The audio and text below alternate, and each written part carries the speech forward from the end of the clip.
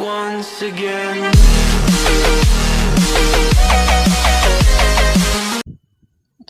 Today we'll learn some English phrasal verb which makes you fluent in your speech.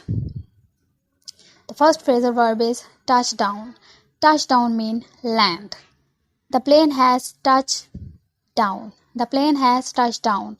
It means the plane has landed. Next word is get over. Get over means overcome. Overcome. I can't get over my shyness. I can't get over my shyness. Do up. Do up means fasten and close. It's cold outside. Do up your coat. It's cold outside. Do up your coat. Set apart. Set apart means to make someone and something different or special and separate in order to use it in a particular purpose. His experience at NASA set him apart from other candidates.